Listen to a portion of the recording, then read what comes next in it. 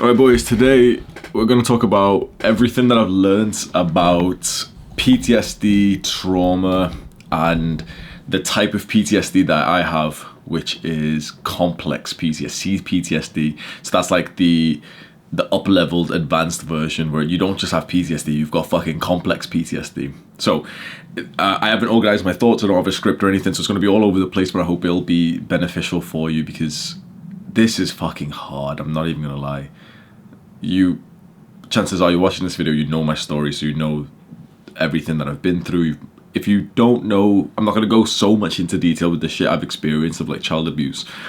I'm not going to link it, but on the main channel there's a video which I did about 2 weeks ago in probably like end of November 2021, titled like video games are a escape from your traumatic life. The thumbnail is like a normal picture of me, which kind of looks quite strange because mostly our thumbnails are like quite professional, but it's literally just a picture of me. So you can go watch that video for the back story of everything that I've done in my life: self-improvement, lifting weights, building the body, the business, dopamine detox. And that's probably one of the hardest things I ever did, was dopamine detoxing, stopping smoking weed, binge eating, coming back home, improving my mental health and everything. Trying to heal my trauma is in like a whole another ball game. It's not even close to the same level of difficulty as like lifting. Like, that's child's play. Lifting weights, meditating, spending less time on fucking social media and stuff. That is like, obviously that's, you know, the biggest things that we've all struggled with, and me too up until this point. Learning to heal trauma, I can imagine it realistically taking me like decades, at the very, very least years of essentially doing it full time. So let's go right to the beginning, okay? So PTSD is post-traumatic stress disorder, and you get PTSD, or some people get PTSD after a very stressful, quite like dangerous event. So some people will get PTSD after being raped, after being mugged, being attacked, after terrorist attacks, and a very, very common one is like road accidents, like car crashes. The language that if I stutter, I say this in like every video, but if I stutter in these videos, I've literally still just got Invisalign. I'm still getting used to that shit. But the language that therapists and authors use in their books and their work about trauma and PTSD is that, you know, with the right therapy and with the right work and at the right mindset, PTSD may be able to be healed. May be able to be healed. Complex PTSD is like normal PTSD, but repetitive. Not just PTSD is one incident, right? PTSD is a car crash. Sometimes some people can't seem to move on from that car crash when they've got PTSD, or a terrorist attack. Some people will be in the terrorist attack, go back home, and then, you know, they were really scared and stuff, but then now they're in the comfort of their home and they feel fine. Some people will almost forever, unless they heal it, feel like they're just constantly in that terrorist attack, even though it was one day years ago.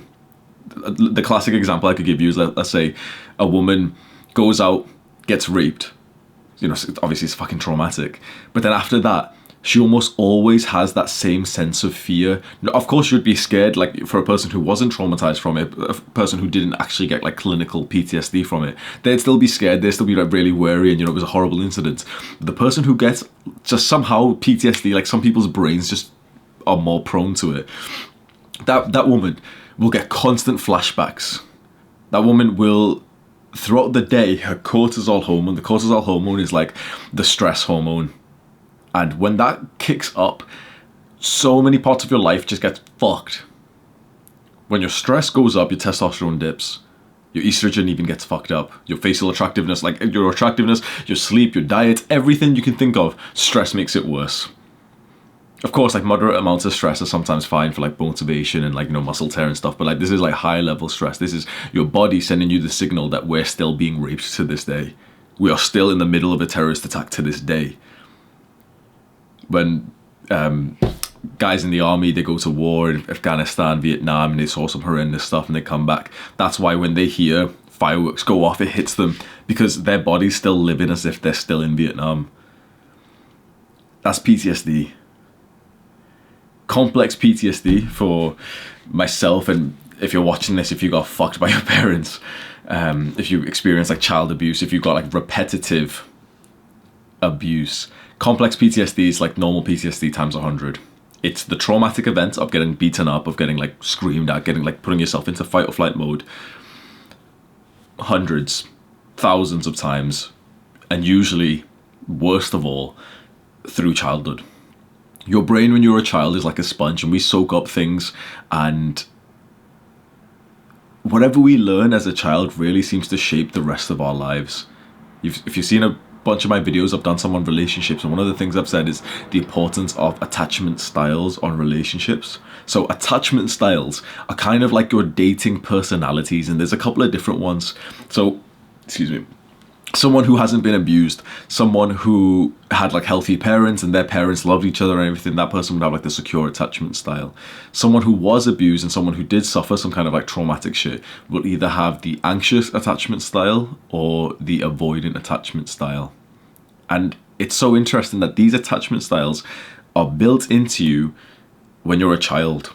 But these are the things that shape what kind of relationships you get into later. And of course, with self-improvement, you can change them and get into better relationships. But most people don't do that. Most people don't improve themselves. Like, you know, the average person's self-improvement is like trying to go to the gym 1st of January, you know, like New Year's resolution and stuff. Like, this is definitely going to be my year. I'm going to make something like, that's like the average person's self-improvement. They're not thinking about fucking healing the inner child. They're not thinking about like diving deep into their fucking trauma, because to heal this takes a very, what would be the word, like the counterintuitive feeling where, let's say you feel on average like a 4 out of 10, not in looks, but like how your life is, 4 or 5, right? Like it's not, you're not at that low level that you used to be at, but you know, life's like pretty like okay, whatever. But you can relate to me when I talk about child abuse and everything. When you start to pursue learning about trauma as you are in this video, you're going to dip down to like a 2 or a 3 for the next months. Because learning more about it, trying to get onto self-improvement in terms of healing your trauma, makes you worse, like makes the trauma worse. Because we're just used to being mindless and not really like being aware of how trauma affects us. And to this day, even though I've been like looking into this shit for months, anyone who's like a loyal subscriber knows that I was talking about trauma and stuff like literally months ago, and I haven't done like a proper video. I only did the video games video, but I haven't really done like a proper video, you know, giving you the step-by-step advice, like the no bullshit advice like I normally do, because there's so much to fucking grasp. And it hits me to this day how much this shapes my current life. It seems like everything is based on it. The way that we talk and we interact and the experiences that we've had, it's fucking insane that like it seems like all of your life is based on just what you experience as a child.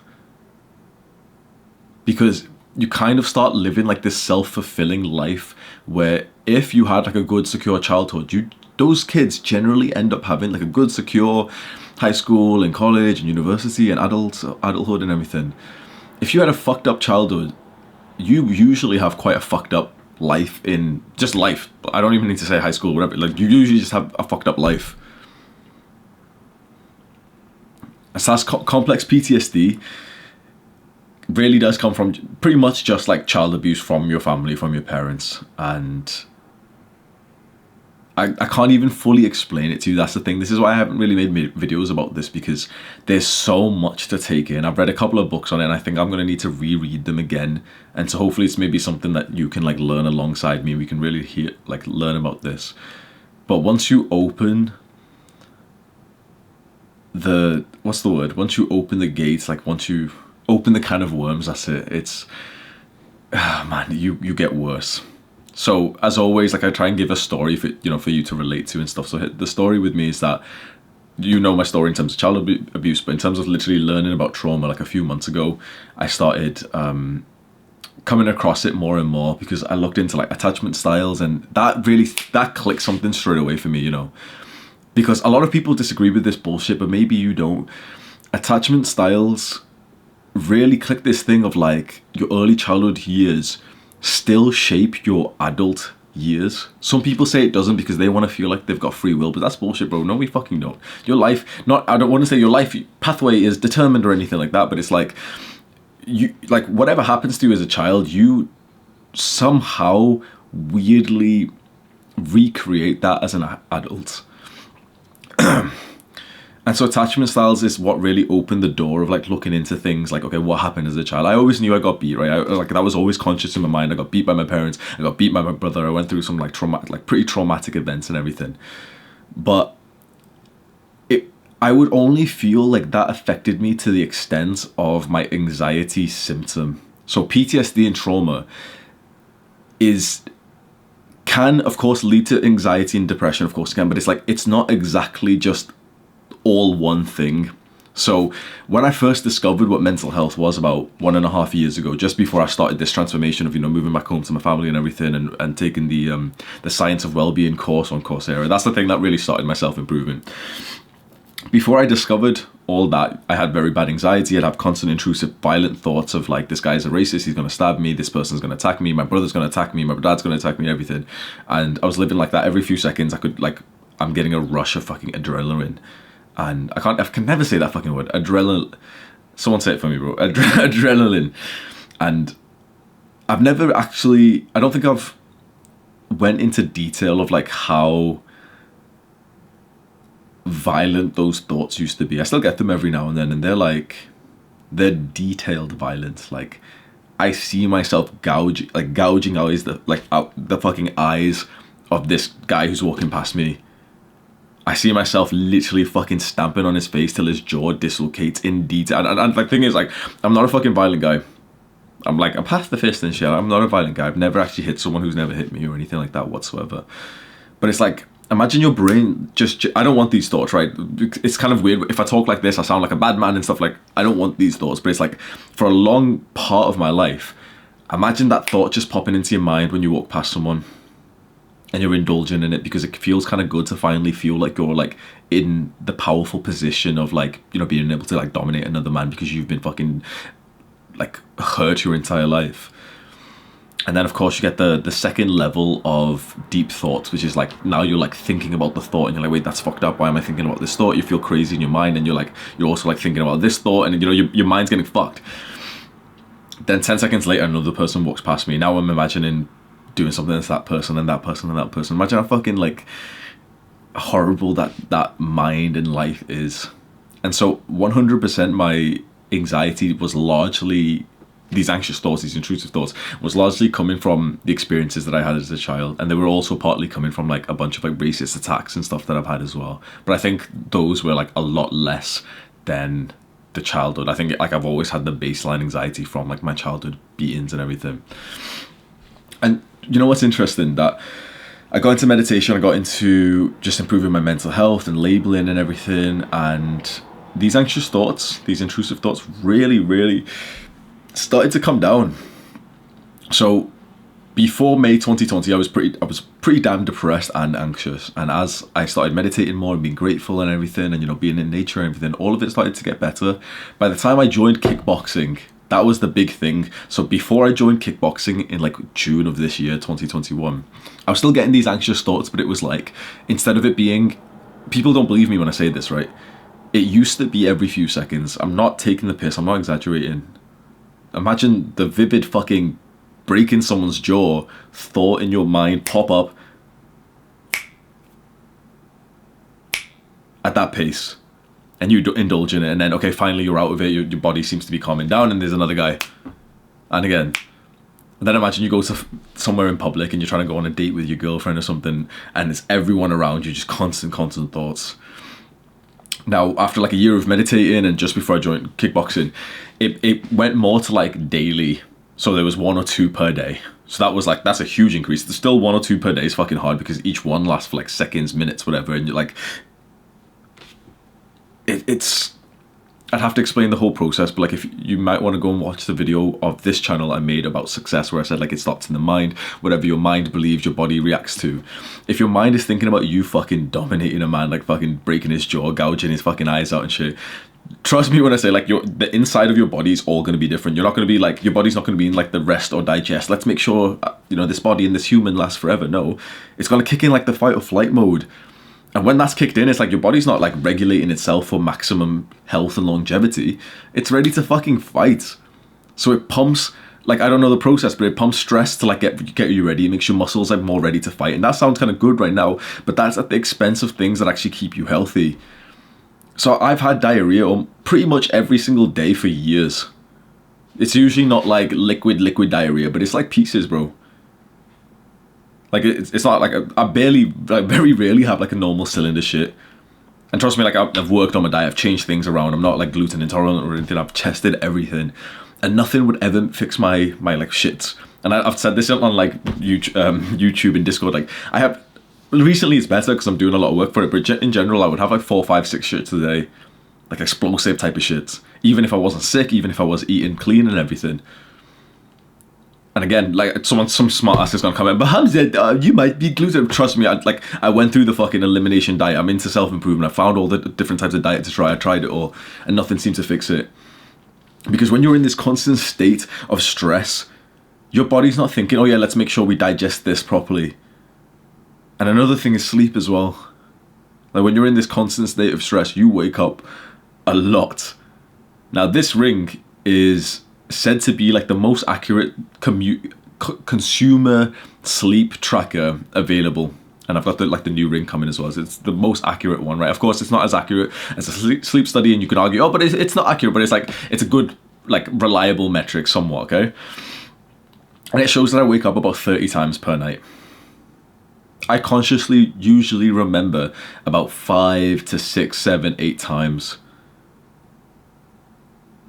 I dedicate about 10 to 11 hours to sleep, and I sleep about 6 hours. Actually, like that's 10 to 11 hours for bedtime, and I get about 6 hours of sleep. A lot of the times on this app, it shows me that I get like 5 hours 50 something, which is like a worrying level. If you've watched Matthew Walker's podcasts and interviews, Matthew Walker is the author and like the sleep expert who did the book on why we sleep. Under 6 hours is like very problematic. Like you're just gonna die faster. Everything bad in your life is gonna be worse and everything. And I've tried to improve my sleep. I do all the stuff for it, no screens before bed, and I do that shit, bro. But when your body stays in this constant state of stress when you have PTSD and complex PTSD. Last night, or like this morning, I woke up in tears. And that's honestly like, it's kind of sad, but it's not a rare occurrence that I'll be in the sleep and I'll have like a very, very like traumatic sleep of like the exact same stuff that like used to happen to me, and like the same dynamic with my brother and my family and everything, like just beating the shit out of me and like choking me and holding me down and like just emotionally just being toxic and abusive. And my dreams are kind of fucked as well. Like I need to speak to someone, like I've got a sleep study booked and everything. I've got a therapist and shit, but like my dreams are fucked. I have like Inception kind of dreams where it's usually 2-leveled. So something, the dream world is kind of weird, right? So the one which I can remember from last night is like I'm high up in some building, or like some like tree building, right? Some tree house or something, and everyone's like shouting at me something, and the tree house starts coming down, and it's fucking scary, like at the top, and I'm holding onto the banister, right? And it hits the floor, and I wake up. And I wake up quite traumatized. I wake up quite really sad. I'm making noises and everything, and my mom comes into the room and like she starts like praying for me and stuff. Then my brother comes in. Then it gets violent. Then everyone's being like violent. Everyone's looking at me, pointing at me, like saying that I've done everything wrong. I'm crying my eyes out in the middle of the night. And then I wake up. I've had this multiple times, like honestly 10, 20 times where like I have a bad dream. I wake up from the dream. It gets worse. Real life is worse. And then I actually wake up. I've had it with like being on trains and the train's going out of control. I've been like almost fucking stabbed on a train by some racist prick. So obviously that's probably related. Train's going out of control. I wake up in sweats. And I'm in my room and it's so fucking scary. And like my brother's shouting at me, something like that. And like then later on, I actually wake up. And it's like the first wake up, like the dream wake up feels real. And it's like, it's just a dream. And then something scary, violence happening in the house. And then it's the real wake up. And I remember this happened once, like multiple times actually, when I was living with that main girlfriend who I've mentioned a bunch of times, like in my instant gratification days in our apartment. And when it used to happen then, like I used to be drenched in sweat. I think it was probably related to like weed as well, to be honest. Like a bunch of people say like if you're smoking weed, you get like more sweat if you try and quit or whatever. But I remember it would be so uncomfortable because there was so much sweat that I had multiple times in the night I'd have to go get like a towel or a bathrobe to like put on top of it and shit, like. And all of this is like, honestly, I've told you maybe like 2% of what PTSD and CPTSD is like this is what I am currently aware of. And as more and more time goes on and I'm reading more and I'm like taking more therapy, learning more things about this, I learn even more about myself that's just completely boiled down to what I've experienced because of this shit. Yesterday I met a girl and we went for a walk. And so she was a girl that I ended up, like, I just spoke to, like, somewhat cold approach, but not really, like, months ago. And she lives in my area a little bit. And so I messaged her the other day and, like, we went for a walk, like, yesterday.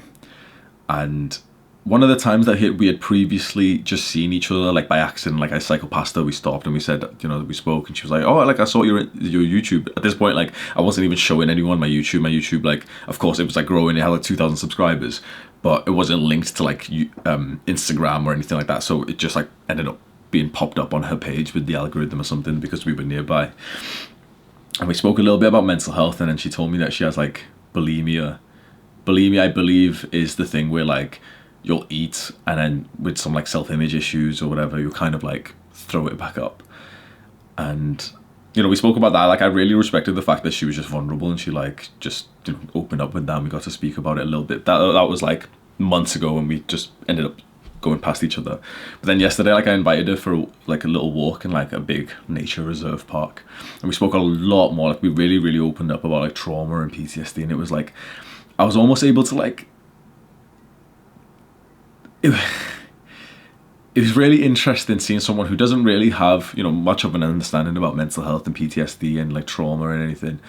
And so we just speak about something random, and she'd be like just saying like she didn't have any friends because of like some bad stuff that happened in high school, of like, you know, like maybe like, we didn't go into too much detail for that, but it was like I was able to piece together so much of her life due to childhood trauma. And every time I'd kind of explain it to her in almost like a diagnosis of like, oh, so this happened and you feel like this because of this, I'd almost see like her jaw drop, like she finally felt understood. And it's like, there was a lot of stuff, and I feel like I could do that for anyone watching this. I feel like you could tell me something random about your life, like, oh yeah, Hamza, like, I can't stop looking at girls on Instagram.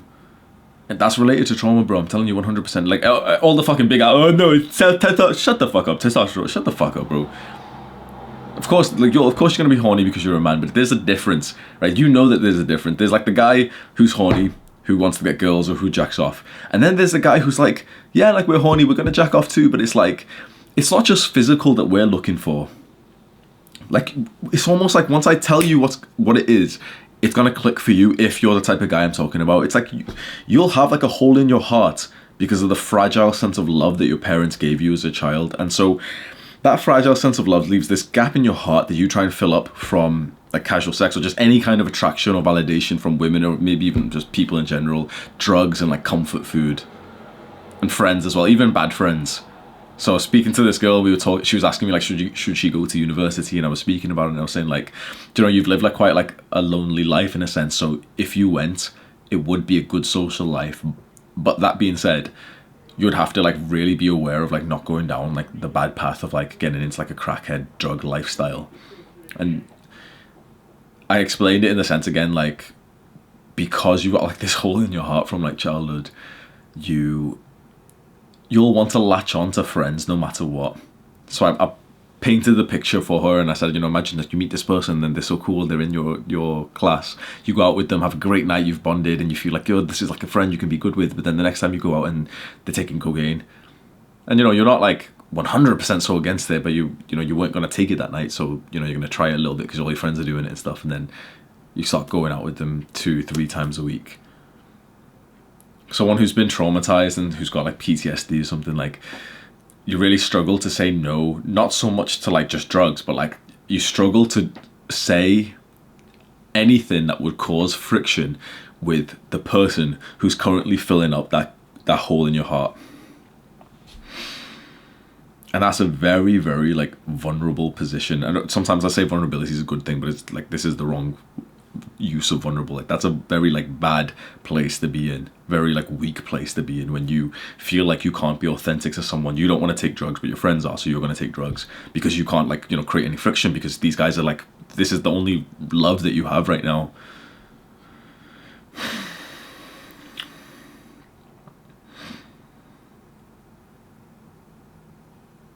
trying to think of like advice I have, like true advice on PTSD, complex PTSD for the person reading this, for the person watching this.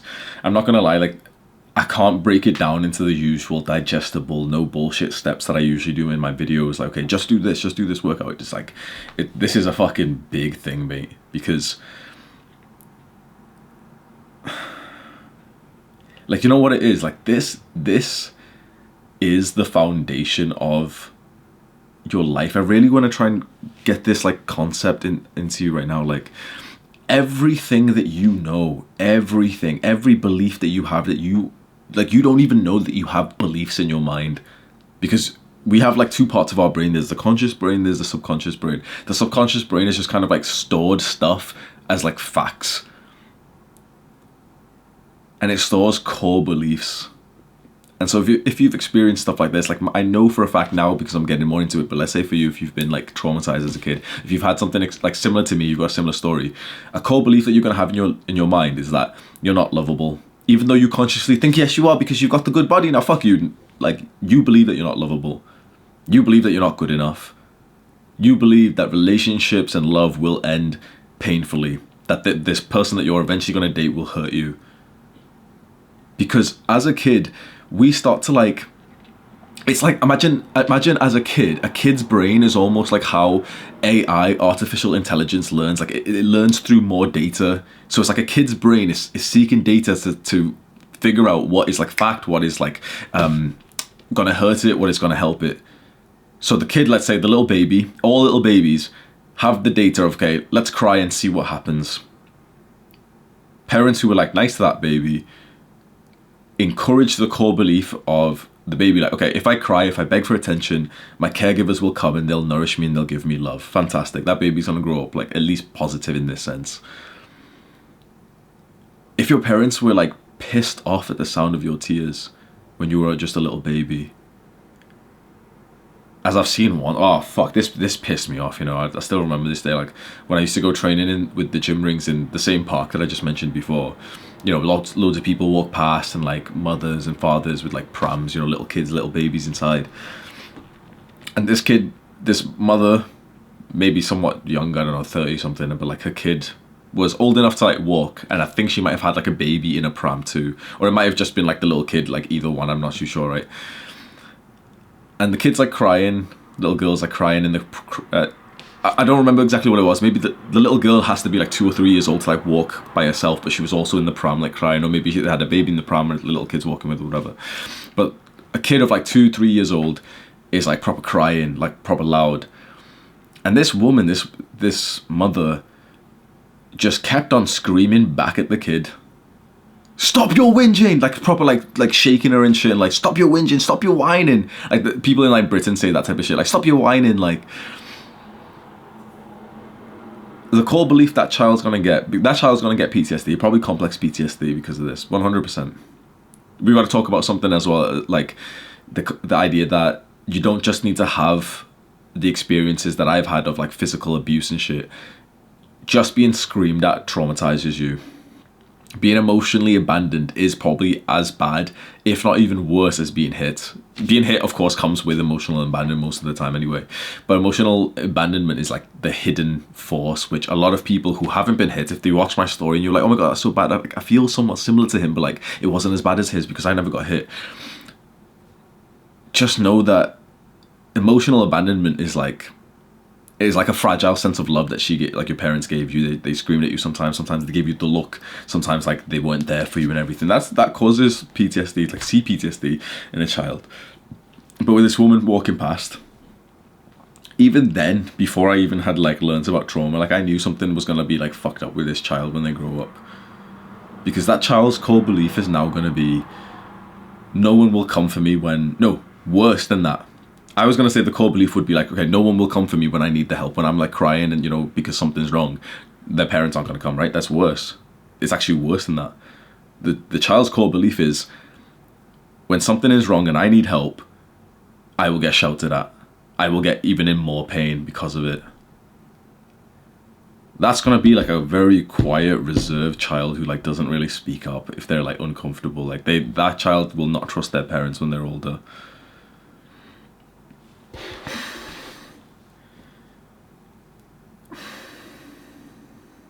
There's 4 responses to stress and like CPTSD. There's like 4 like personality types, we can say, and you know 2 of them, fight and flight. And then there's 2 more that a lot of people don't know. A lot of people, like fair amount of people, know that there's a 3rd one called freeze.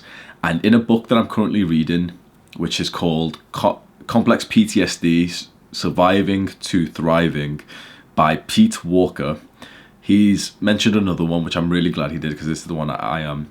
And the 4th one is fawn. Fawn is like a baby deer or antelope or something, right? So there's fight, flight, freeze, and fawn. The fight response is that you'll fight back, you'll get angry, you'll get loud. You'll probably know some people who like this, they'll get pissed off and they'll get angry. The flight response is that you'll run away and you'll try and like get away from the danger. The fawn response, the freeze response, sorry, is that you'll freeze and you'll start to disassociate, you'll leave your mind when it happens. And the fawn response is you'll end up like a little bitch, and whoever's hurting you, whilst they're hurting you, you'll try and help them. So let's talk about it in child senses, okay? The fight response in a child will be that when their parent shouts at them, this person's probably going to shout back. Or sometimes we don't exactly just like shout back at our kid, like at our parents. So the way that just popped into my mind is that this, for the fight response kid, he's going to get fucked up at home, but then he's going to go into school and he's going to bully someone else. That's his fight response. The flight response is sometimes like those kids who like, they'll run away from their parents when they're about to catch a beating. The freeze response, I have like a semi-freeze response. It's a physical freeze, so you almost feel like literally chained, like just stuck where you're sat. So sometimes, like for example, I've been on a train whilst 2 like fucking Polish guys or something just across from me have been like screaming, ready to fuck me up, being racist, everything, blaming me for a terrorist attack. One of them had like a big ass fucking 11-inch like knife on him, and I sat there. As soon as they started shouting on the train, 4 or 5 people stood up and just walked to the end of the, to the other part of the train. That's the flight response. A couple of people shouted back at them and told them to shut up and everything. That's probably the fight response. But the overwhelming majority of people just froze, including me. We just sat there. When you freeze, you physically freeze, but you also mentally, it's like your mind just kind of like turns off in a certain sense and you start to disassociate. That's really common when you get held down. So when a woman's held, or even a guy, like when you're held down, when you're getting fucking raped, when you get beaten by someone who's like keeping you there, it's like your final defense mechanism is to essentially shut off your mind so that you just disassociate. You can't even feel the pain in a sense. Sometimes you can see this in like animals who are getting killed and then they know they're about to get killed. It's like they just give up hope and they just turn into like a vegetable. And the fawn response is very interesting because that's the one that I think I've got the most, which is that your defense mechanism is like trying to help the person hurting you. So this is like the really, really good boy, good girl, like whilst their parents are like shouting and angry, they're trying to think of like how to like help their parents, how to like serve them or everything. When you're getting bullied, you do some like cringy shit of like trying to say something to the bully that will like help him, like, oh, you dropped your wallet, like some bullshit like that. That's the type of guy like I've always been. So I've been these 2, mostly fawn and flight. And